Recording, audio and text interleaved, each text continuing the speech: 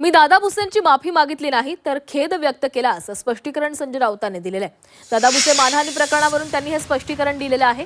यावेळी त्यांनी हा खटला अद्वै हिरेंचा असून त्यावर भाष्य केल्याचंही म्हटलेलं आहे। गिरणा सहकारी साखर कारखान्यामध्ये 178 कोटींचा शेअर्स घोटाळा झाल्याचा आरोप राऊत यांनी केलेला होता। राऊतांच्या आरोपांनंतर मंत्री भुसे यांनी मालेगावच्या अतिरिक्त मुख्य न्यायदंडाधिकाऱ्यांकडे अब्रू नुकसानीचा खटला दाखल केला होता। या खटल्यावरील सुनावणीमध्ये राऊतांनी खटल्याबाबत माफी मागितली होती। दादा भुसे आणि संजय राऊत एकत्रितपणे कोर्टामध्ये हजर झाले आणि भुसे यांनी खटला मागे घेतल्याने संजय राऊतांना दिलासा मिळाला आहे।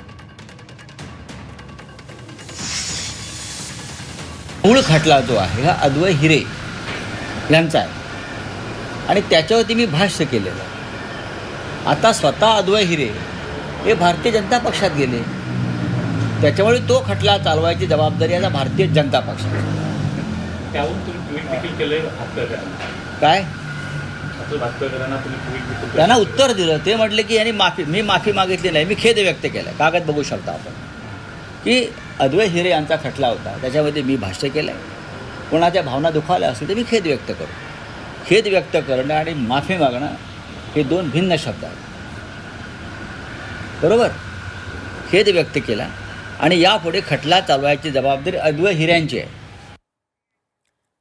संजय राऊत यांनी राहुल नार्वेकर यांच्यावर घणाघात केलेला आहे। नार्वेकर मनमानी कारभार करत असल्याचा आरोप त्यांच्याकडून करण्यात आलाय। विधानसभा अध्यक्षांवर अविश्वास ठराव आणावा, राऊतांकडून नार्वेकरांचा भंपक माणूस असा उल्लेखही करण्यात आला। जी व्यक्ती जमिनीचा कब्जा करण्यासाठी गावात जाऊन भानगडी करते ते विरोधी पक्ष विधानसभा अध्यक्ष आहेत। जी व्यक्ती विधानसभेच्या अध्यक्षतेपदी बसून पक्षांतराच्या बाबतीमध्ये तद्दन खोटा आणि भंपक निर्णय देते संविधानाच्या विरोधात, त्यांच्याकडनं तुम्ही काय अपेक्षा करणार? त्याच्यामुळे माझं तर काय म्हणणं आहे की विधानसभा अध्यक्षांवरती अविश्वास ठरावच आणला पाहिजे।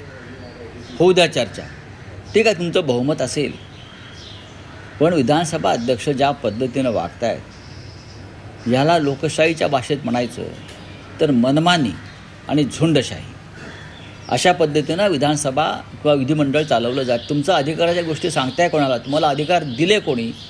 तुम्हाला अधिकार लोकशाहीनं आणि संविधानाने दिलेले आहेत। तर संजय राऊत यांनी राहुल नार्वेकर यांच्यावर घणाघात केलेला आहे। नार्वेकर मनमानी कारभार करत असल्याचा आरोप त्यांनी केलेला आहे।